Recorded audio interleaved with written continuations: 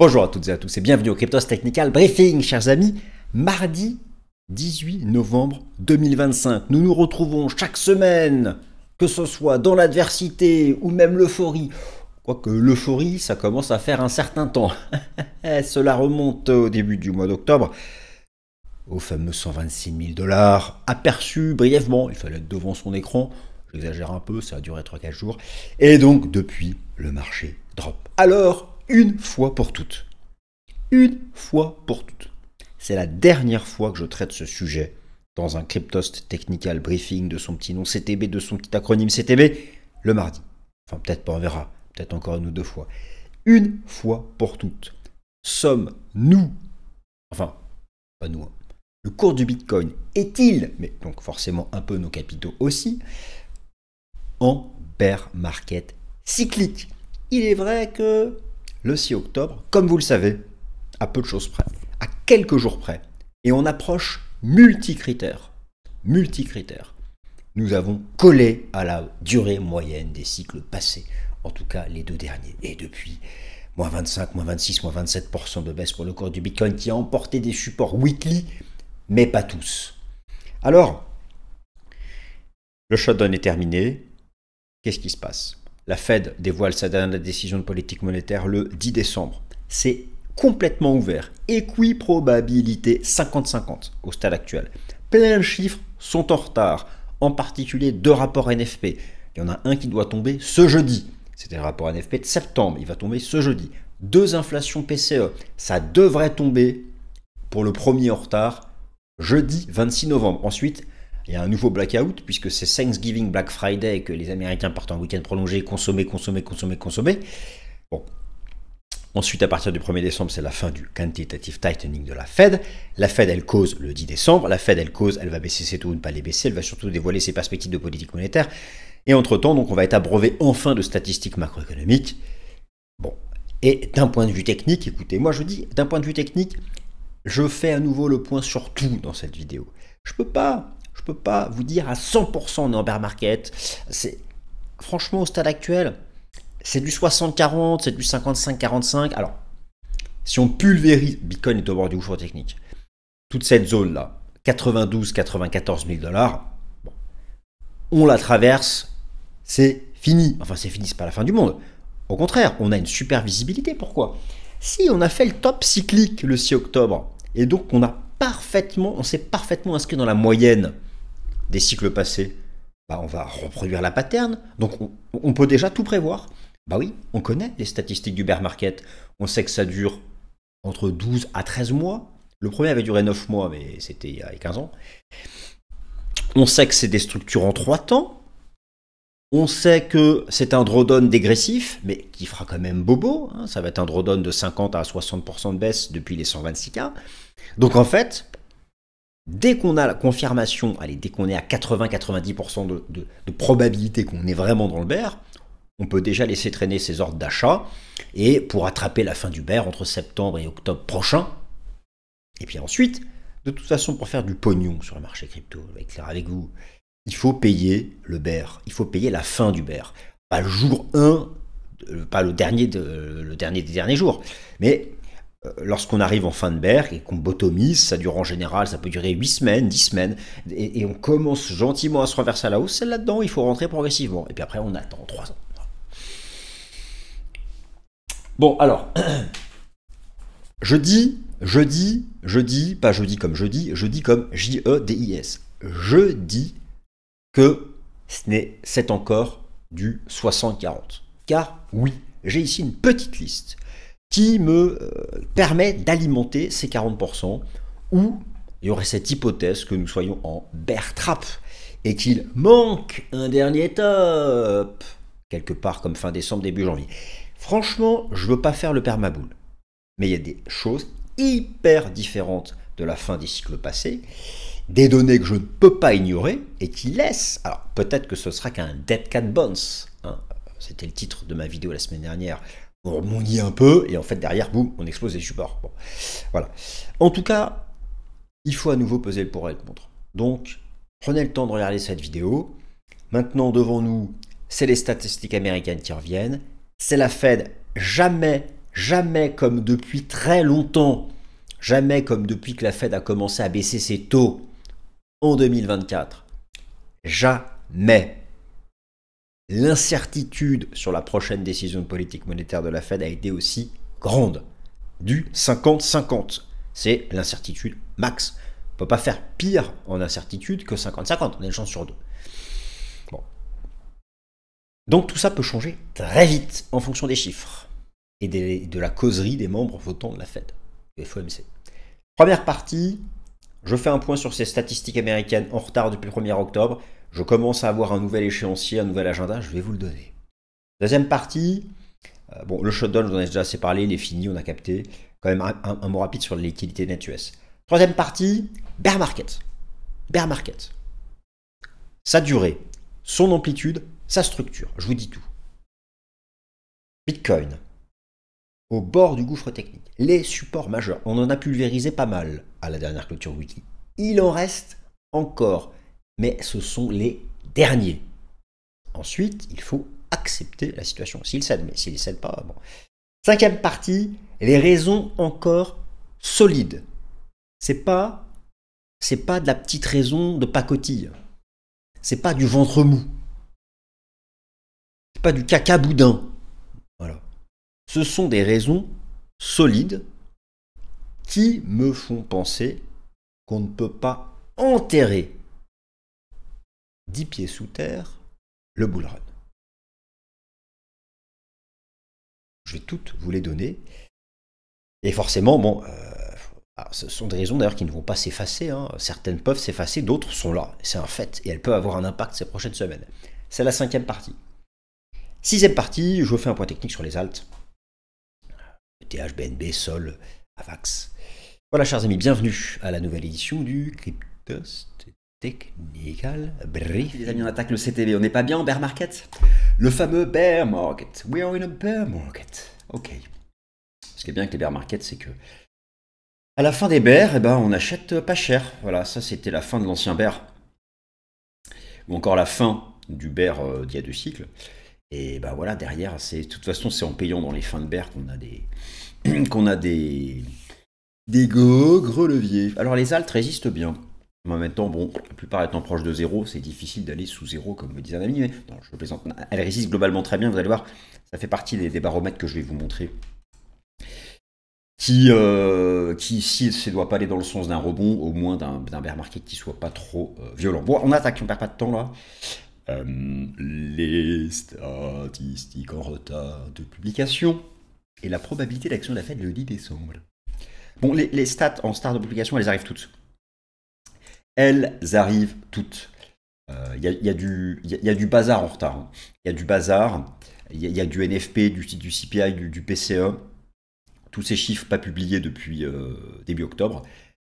Certains le seront complètement, d'autres partiellement. La Fed, elle cause le 10 décembre. Il y a maintenant moins de 40% de chances que la Fed baisse ses taux, mais ces chiffres peuvent tout changer. Alors, bon, globalement, c'est le marché global qui prend cher. Hein. Le marché action est tout en haut, survalorisé, etc. Vous connaissez la musique, même si Bitcoin prend plus cher que le marché action. Les alts tiennent mieux. Donc, cette semaine, jeudi 20 novembre, vous avez le NFP qui était prévu pour octobre. Le NFP de septembre, il y a toujours un mois de décalage. Jeudi 20 novembre. Ensuite, vous allez avoir le jeudi 26 novembre, le PCE en retard, pareil, du mois d'octobre. Donc ce sont ces chiffres qui comptent. La BLS, le ministère du Travail, c'est pour le CPI et le NFP. Le NFP, c'est le marché du travail, rapport sur l'emploi. Le BEA, qui dépend du département du commerce, édite l'inflation PCE. Vous avez là donc les 3 chiffres qui comptent pour forger les décisions de politique monétaire de la Fed. Et donc ça, c'est tout ce beau monde qui est en retard. Alors là, je ne sais pas pourquoi j'ai mis les minutes du FOMC, mais c'était pas en retard, ça a bien eu lieu.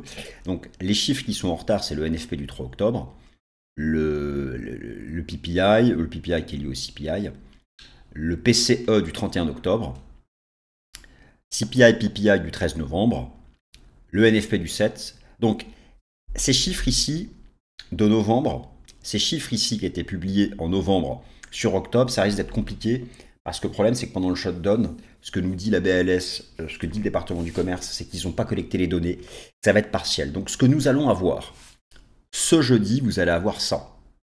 Le NFP du 3 octobre. Ça, c'est majeur. Ça nous enfonce. La probabilité d'action de la Fed va réagir directement à ce chiffre. Ensuite, jeudi prochain, jeudi 26, avant d'ailleurs un long week-end aux States pour Thanksgiving, Black Friday. Donc il y aura à partir de jeudi, en fait, la bourse ferme, il y a une demi-séance le vendredi, ça c'est la semaine prochaine. Vous allez avoir le PCE qui était prévu ici en publication le 31 octobre. Il va être publié. Il va être publié le 26 novembre. Alors ensuite, ces chiffres ici, ça risque d'être plus compliqué. Il y aura peut-être des publications partielles, on ne sait pas. En tout cas, voilà, d'ici la fête du 10 décembre, des chiffres vont tomber et vont permettre de forger la prochaine décision de politique monétaire de la Fed, à un moment donc où le gouvernement US a réouvert, donc ça y est, ça commence gentiment, les salariés sont revenus au travail, l'État fédéral américain va reprendre gentiment ses dépenses. Je vais vous montrer une courbe. Vous avez ici la courbe en bleu, c'est la liquidité nette au sein du système financier US. Elle va remonter. Elle va remonter parce que cette chute ici, c'était pendant toute cette période entre mai et septembre, où le gouvernement US remplissait son compte auprès de la Fed. Maintenant, il va reprendre ses dépenses, donc la liquidité revient sur le marché. Donc ça va remonter. Est-ce que ça va amortir le choc sur le BTC et le SP500 ? Marginalement, mais en tout cas, voilà, ça fait partie des choses qui vont se passer. Alors, bear market. We are in a bear market.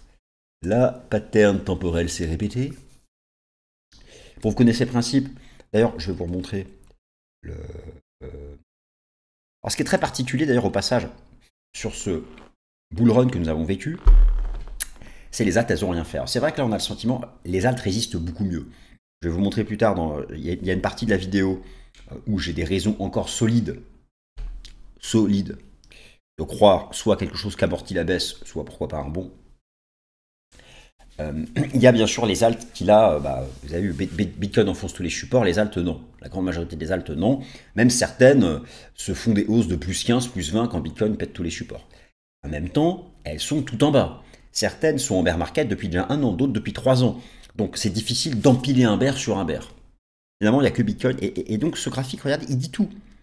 C'est pas exactement la vérité parce que là, vous avez en fait top 100 et là vous avez les small cap crypto. Mais concrètement, la courbe rose, c'est Bitcoin.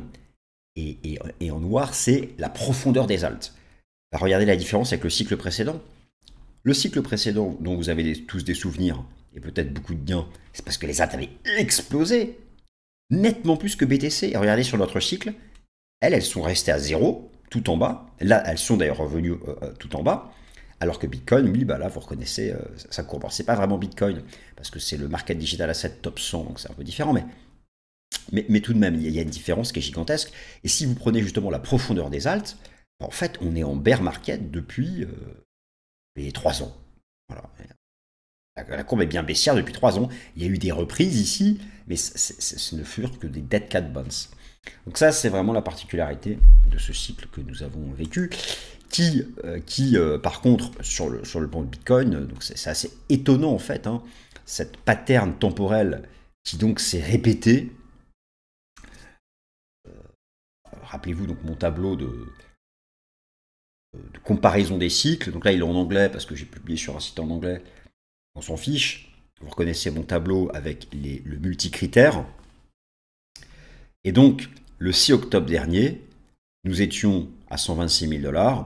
Nous étions 534 jours après le halving. Et on est venu taper au milieu des 2 précédents cycles. Alors oui, ça n'a pas été croissant. Sauf miracle, Sauf miracle d'un cycle étendu. Imaginez que là, on repart pleine balle et qu'on se fait un rallye de fin d'année, un Santa Claus Rally, qu'on finit décembre tout en haut, etc. Miracle, quoi. On est là, donc.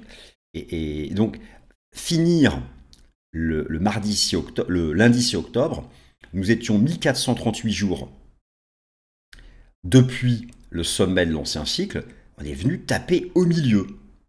Et alors là, la durée absolue du cycle, vraiment la durée, on prend son jour 1 et son dernier jour.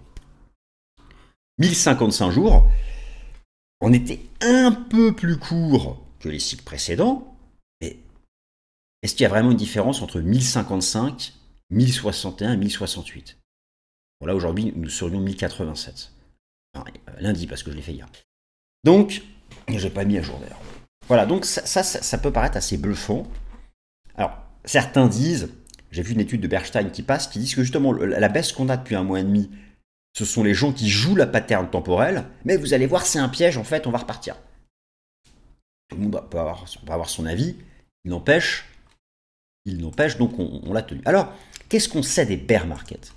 Qu'est-ce qu'on sait des bear markets? Ce que nous savons des bear markets, c'est qu'ils durent en moyenne 12 mois.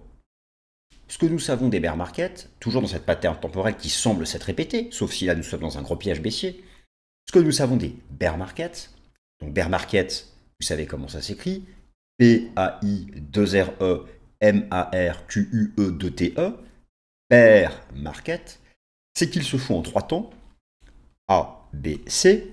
D'ailleurs, je vais vous montrer le bear market du cycle encore d'avant, A, B, C. Voilà, donc c'est toujours en 3 temps, A, B, C. Voilà. Donc, si nous sommes vraiment dans ce fameux bear market, on va faire A, B, C. Alors, A, B, C jusqu'à où? Jusqu'à où? Vous avez plusieurs façons de faire. Vous avez par exemple cette gigantesque trendline en échelle arithmétique, elle passe vers les 50K, ce sera aller récupérer la partie basse de cette zone de congestion. Voilà, bon. Mais on va faire plus simple. Si nous sommes vraiment en marché baissier, vous avez ici le graphique historique du Bitcoin ATH Drawdown.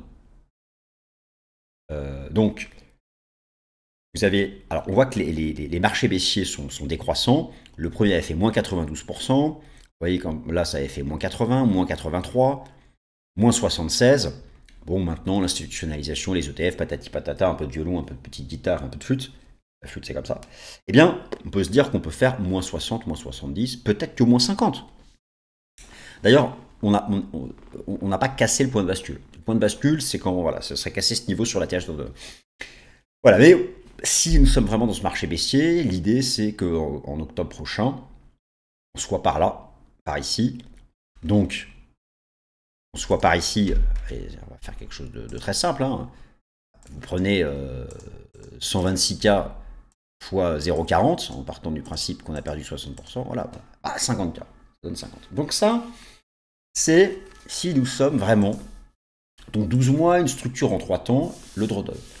Maintenant, effectivement, certains pensent que tout ça est un piège, qu'en fait là, on fait croire qu'on répète la pattern temporelle de ce soi-disant so-called, disent les Anglais, so-called, cycle de 4 ans qui en fait n'a lieu que 3 fois, et qu'en fait, on va le balayer et que ça va repartir, et que, à leur tour, les bears prendront une grosse fessée. Fessée qui fait mal. Alors justement, le bear market est-il validé à 100%? L'est-il? Prenons par exemple le système Ishimoku, vous avez sous les yeux le graphique du système Ishimoku, le graphique weekly, et prenez l'ancien cycle, eh bien effectivement on était rentré à l'intérieur, regardez comme c'est très très propre, hein. On en sort, on pump, on rebondit dessus, on rentre à l'intérieur, on se maintient à l'intérieur, on sort, boum, bear, on re-rentre, range, on en sort, là c'était le point d'achat incroyable octobre 2023, boum, on rebondit, boum, et là, alors, la semaine n'est pas finie, c'est une bougie hebdomadaire. Donc j'entends par là que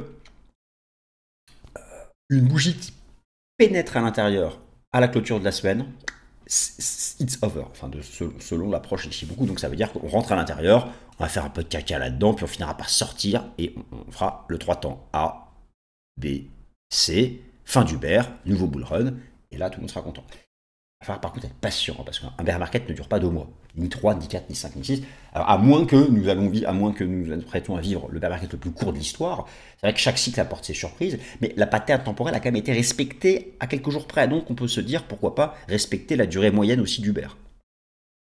Alors la semaine n'est pas clôturée, on peut très bien imaginer cette semaine une mèche comme ça, comme ici, là, en graphe, et on rebondit dessus, voilà, on ne sait pas. D'ailleurs, la market cap totale aussi arrive sur le Kumo Weekly. Alors, on peut toujours trouver des supports. On en a explosé plein. Hein. Rappelez-vous, EMA 55, SMA 50 Weekly, ça a été pulvérisé dimanche dernier. Hein. Vous voyez ici, regardez, les précédents cycles, à chaque fois qu'on la cassait, on rebondit dessus, hop, on casse bear market, on repasse au-dessus, bull run, rebond, rebond, rebond, et là on casse. C'est vrai que là, quand même, on se dit, bon, ces moyennes mobiles nous disent qu'on est en bear. On a cassé les supports, on a cassé les trends, on a cassé les machins, la fameuse ligne de tendance de la mort qui est ici, qu'on connaît, que vous connaissez tous, patati patata. Donc oui, mais effectivement, on peut toujours trouver des supports weekly, on peut trouver par exemple ce support qui était 89K, la partie basse de ce range, rappelez-vous à l'époque le double top qui a suivi la victoire de Trump, on l'avait cassé, on est dessus, bon mais là ça fait quand même un peu chute libre, est-ce qu'on va rebondir? C'est vrai qu'on est survendu maintenant, on est survendu partout. Bon, tout ça pour dire que le marché baissier est-il validé à 100%, on va dire 100% maintenant, on peut pousser le jeton du vice jusqu'à la prochaine clôture weekly. C'est vrai que par exemple, en cours de clôture, je suis en cours de clôture journalier, on a cette trendline c'est la première fois qu'elle est testée. Un point, 2 points, elle existe. On retrouve cette zone là, mais bon. Alors on verra bien la clôture weekly. Si effectivement on a une mèche là et qu'on tient le Kumo, ça repart. Et tout ceci était un gros bear trap. Parce que là, j'arrive avec des raisons quand même un peu plus solides pour y croire. Mais quand même, ça commence à sentir sacrément. Le rouchiche. Alors, les raisons d'y croire encore. Les raisons d'y croire. Les raisons d'y croire. Alors déjà, soyons clairs, une chose, sur le long terme, il n'y a pas de souci. 200K, Bitcoin ira. Sur le cycle précédent. 6-7 000 dollars, ETH ira. Sur le cycle prochain. J'ai dit quoi? Cycle précédent, n'importe quoi. Sur le cycle prochain. Voilà, on ira. Et donc, plus vous allez commencer à lire, ça va à zéro, c'est fini. Plus, soyez certains qu'on ira. Le marché est toujours contrariant. Mais bon, là, il faudra s'armer de patience. Mais alors, quand même, les raisons de se dire que tout ça, finalement, est peut-être une manipulation de fin d'année. Avant de se reprendre sur décembre. Le fameux rallye de Noël. Tout d'abord, là qu'on parle beaucoup du M2, concentrez-vous sur l'histogramme vert. L'histogramme vert, et en jaune, c'est la courbe du BTC. En bleu, ici, c'est le fameux M2 que vous connaissez. C'est vrai qu'on en a décroché. Mais en jaune, c'est Bitcoin, et en vert, c'est l'histogramme. C'est le momentum annuel du M2. Sur notre cycle, à chaque fois que le momentum du M2 a fait un nouveau top, quelques semaines plus tard, Bitcoin faisait un nouveau top. Le momentum du M2 fait un nouveau top. Quelques semaines plus tard, Bitcoin fait un nouveau top. Le momentum du M2 fait un nouveau top. Quelques semaines plus tard, Bitcoin fait un nouveau top. C'était celui d'octobre. Et là, le momentum du M2 vient de faire un nouveau top. Est-ce que cela nous dit qu'on aura un rebond de fin d'année? C'est un argument solide à mettre dans notre besace. Parce que nous aurions pu avoir un momentum baissier. D'ailleurs, prenez le précédent bear market, il était parfaitement confirmé par la chute du momentum du M2. Là, ce n'est pas le cas. Première chose. Deuxième chose, tous les sommets de cycle passé du Bitcoin se sont faits lorsque nous étions à un sommet du business cycle. Le business cycle étant représenté par le ratio cuivre-gold. Cuivre, métal industriel par excellence à très polarisé, gold au dénominateur aspect refuge. Le sommet de décembre 2013, sommet du ratio cuivre-gold. Le sommet de décembre 2017, sommet du ratio cuivre-gold. Le sommet de 20, et là, de somme tout en bas, ça diverge. Ça, c'est un argument à mettre aussi dans la besace pour une reprise de BTC, quelque part d'ici la fin d'année. Ensuite, les alts mettent une tannée à Bitcoin et à Ethereum. Dans tous les cycles passés, les sommets cycliques de Bitcoin se sont faits lorsqu'au contraire, les alts étaient tout en haut par rapport à Bitcoin et ETH. Les sommets des cycles passés sont là. Le ratio Other sur ETH était tout en haut. Là, on est sur support, divergence, ça remonte et il y a du potentiel. Le rapport entre les alt et Bitcoin. Dans tous les cycles passés, tous les sommets de cycles passés, le rapport relatif entre les alt et Bitcoin était tout en haut. Là, nous sommes tout en bas. Alors, c'est vrai que les alt n'ont rien fait. Elles sont proches de zéro. Donc, c'est pas compliqué de surperformer lorsqu'on est déjà au plancher. Je vous l'accorde. Mais, quand même, ça fait quand même beaucoup de différences. Différences significatives, ce ratio-là. En haute finance, tout le monde suit le ratio Copper-Gold. Cette différence, cette anomalie par rapport au sommet cyclique précédent est structurelle. Ça, c'est une méga anomalie. Ça, c'est une méga anomalie. Méga anomalie. Méga. Donc on a déjà 4, pas petites anomalies, 4 grosses anomalies qui disent attention, peut-être que nous sommes dans une grosse manipulation avant une reprise de fin d'année.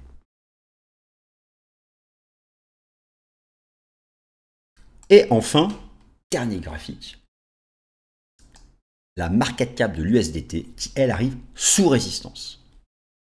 Naturellement, c'est inversement corrélé à la tendance générale du marché crypto. La market cap des stablecoins, inversement corrélée à ce que va faire la tendance de fond du marché crypto. Je parle des cryptos autres que les stablecoins. À chaque fois que la market cap de l'USDT rejette sous résistance, c'est une phase de pump des cryptos. Là, c'est un point de rupture. Par contre, j'avoue, cette semaine, on explose ça à la hausse, alors là, il faut arrêter. Soyez dans l'acceptation complète. Donc là, j'ai quand même relevé, je pense, 5 raisons solides de se dire que peut-être tout ça est une grosse manip de fin d'année. Maintenant, bon, ça c'est bien mignon, mais les chiffres vont décider. C'est pourquoi j'ai commencé la vidéo là sur les statistiques, les chiffres, etc. Allez, rapidos. Ah oui, et puis, sixième point, le dollar n'a toujours pas fait son breakout haussier. Et ça, je vous avais déjà expliqué que tous les bear markets étaient confirmés par un breakout du dollar. Donc ça en fait quand même 6. Ça peut arriver avec les stats américaines, hein, mais ça en fait quand même 6. En bref, tout d'abord, vous voyez que les alts, il y a beaucoup de vert. Beaucoup. Et oui, les alts, ça tient. J'aime bien cette ETH-BTC, c'est bullish. Hein. La force relative entre ETH et BTC, hein, on tient cette trendline et tout. Ah, pour moi, Ethereum fera mieux que Bitcoin ces prochaines semaines, ces prochains mois. Donc, ils peuvent baisser, l'autre baisser moins vite. Mais moi, quand je vois ça, ça fait pas sommet de cycle. Ça fait pas de sommet de cycle du tout. Bon, le gros point intéressant sur ETH à surveiller, c'est la zone des 2007-2008. C'était ce point de départ là. Et c'était aussi le point de départ d'accélération de la victoire de Trump. Solana, le gros niveau c'est 100, 120, c'est la grosse zone, j'ai rien de plus à dire. C'est un pâté ça, j'ai jamais aimé le graphique de Solana. C'est un gros pâté là-dedans. Pour le BNB, le point d'entrée, alors ça fait un peu retour à l'ancien sommet, et si on revient là, ça se paye. Mais voilà. Et Avax, le seul gros niveau d'Avax. Le seul fort niveau sur le graphique de long terme pour Avax, c'est ce niveau. Vous me l'accordez que c'est celui-là. Voilà. Tout le monde a compris que c'est celui-là. C'est le gros niveau historique qu'on a méché là. Là, oui, à ce niveau intermédiaire, ok, d'accord, mais bon. Voilà, qu'est-ce que je dise de plus hein. Alors oui, ça peut peut-être commencer à diverger en daily, un peu, voilà. Mais pour l'instant, la divergence ne fait que ralentir la baisse. C'est une baisse un peu en crabe. Mais bon. Dans tous les cas, là, bien sûr, toute cette zone gigantesque de 40% entre 10 et 14, ça peut être une zone d'accumulation long terme. Ça peut être une zone d'accumulation long terme. Voilà, chers amis, et donc je vous laisse avec quoi? Je vous laisse avec le ratio cuivre-gold, qui, peu importe ses réflexions au sein du cycle Bitcoin, etc., ce ratio nous dit que viendra le moment où vous verrez, et il ne faudra pas attendre si longtemps que ça, Bitcoin sera capable d'aller bien au-delà des 126 000 $. Donc la vue long terme, elle est là. Et les phases de baisse, les bear markets, à la fin, c'est là où on peut charger à pas cher. en étant patient. Et merci à tous.